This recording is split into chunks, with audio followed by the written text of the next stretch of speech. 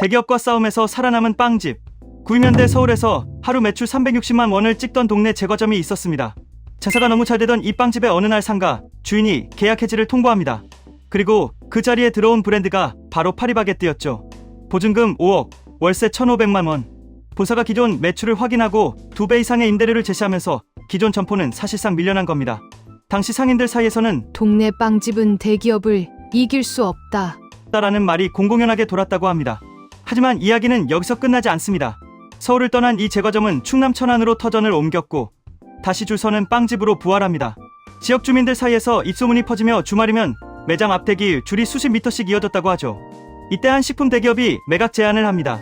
장사가 잘 되니 브랜드를 인수해 전국 체인으로 키우자는 제안이었습니다. 하지만 가게 측은 거절합니다.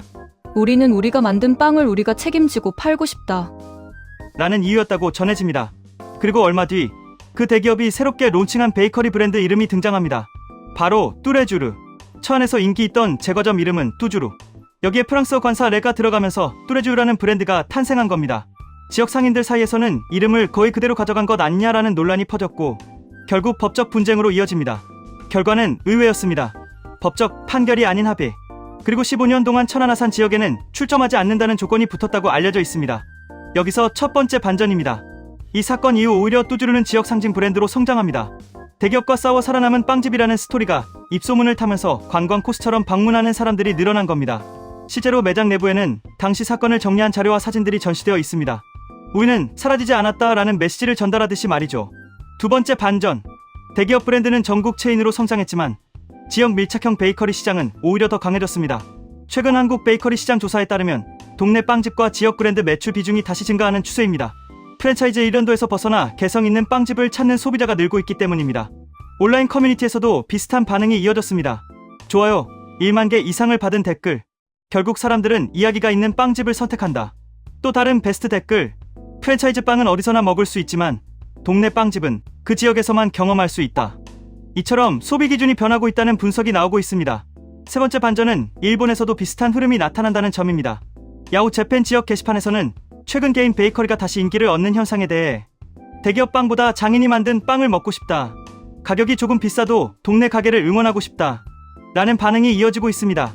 특히 도쿄와 오사카에서는 소규모 장인 베이커리가 SNS를 통해 관광 명소가 되는 사례가 늘고 있습니다. 여기서 중요한 포인트가 하나 있습니다. 대기업과 경쟁에서 이기는 방법은 가격도 규모도 아닙니다. 스토리와 정체성, 그리고 지역과의 연결입니다. 천안의 이 빵집 사례는 단순한 지역 상점 성공 스토리가 아닙니다. 브랜드가 무엇으로 기억되는가에 대한 이야기입니다. 빠르게 생각해봅시다. 만약 그때 매각을 선택했다면 지금의 스토리는 존재했을까요? 만약 이름 분쟁이 없었다면 지역 상징 브랜드가 되었을까요? 지금 한국에서도, 일본에서도, 그리고 세계적으로도 소비자들은 점점 이야기 있는 브랜드를 선택하고 있습니다. 여러분은 어떻게 생각하시나요? 프랜차이즈 빵집과 동네 빵집 중 하나만 선택해야 한다면 어디를 고르실 건가요? 그리고 여러분 동네에도 자랑할 만한 빵집이 있나요?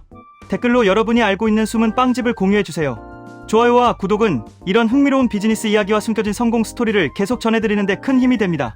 다음 이야기에서는 더 놀라운 골목 상권 생존 전략을 가져오겠습니다.